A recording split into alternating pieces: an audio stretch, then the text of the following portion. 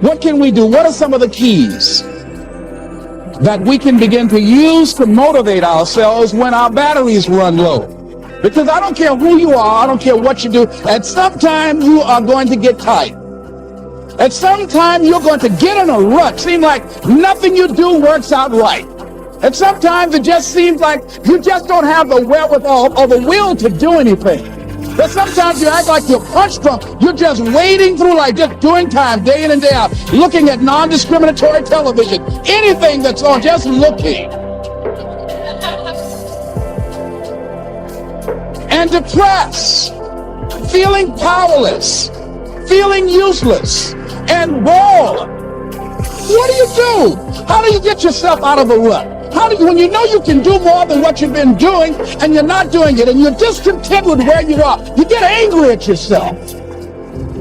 How do you get out of that rut? How do you motivate yourself? One of the things that we must do is that we must be involved in working on achieving self-mastery. You must work on yourself continuously. Never be satisfied with yourself. Always know that as you invest the effort and time on you, that's the greatest ability that human beings have above animals. See, a dog can't be anything but a dog. Tree can't be anything but a tree. Human being, you've got unlimited potential. You can put effort on you, and by concentrating on you and developing you, you can transform your life wherever you are right now. So you want to work on yourself. You want to read books that inspire you and motivate you. You want to listen to tapes over and over and over again. And I suggest that you listen to tapes when you first get up in the morning. You want to control the spirit of your day.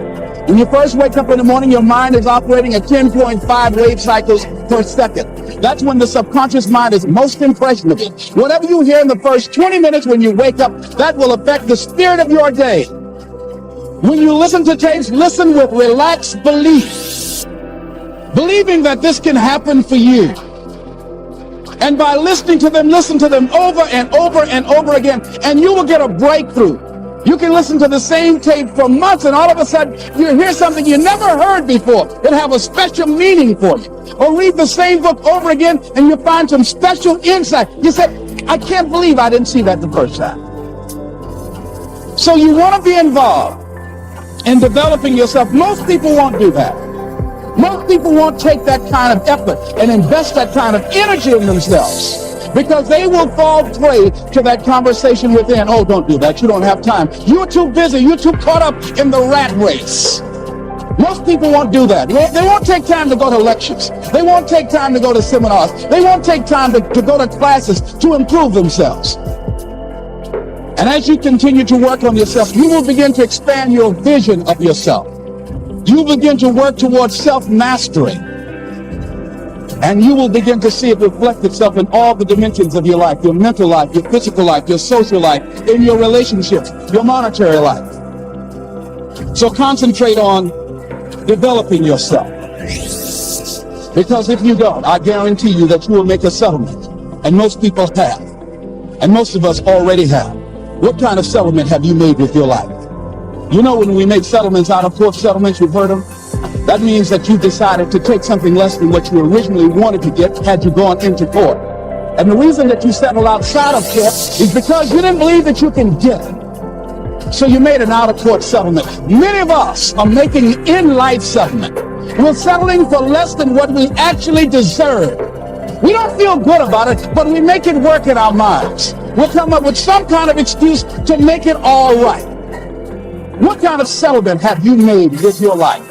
Many of us settle for less than what we want out of relationships because we don't have the courage to change them. Next thing is that you want to monitor your inner conversations. The things that you say to yourself. You want to watch them, and in watching them, you want to take charge. A friend of mine told me this evening, and she did it excellently. She said, I didn't want to come tonight. I was feeling so depressed. And I said, I'm going anyhow.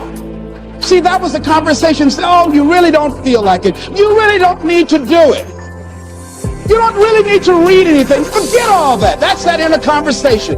Oh, you don't need to worry about trying to go into your own business. Forget that. You can't do that. What if you lose everything you've got?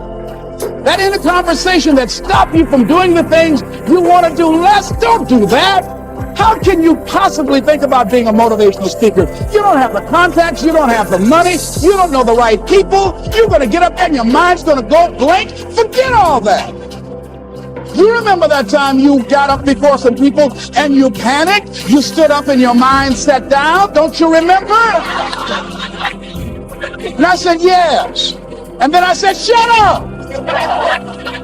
So you got to learn to stand up to yourself inside yourself and short circuit, override that conversation that's always going on. 85% of what that conversation will tell you is negative.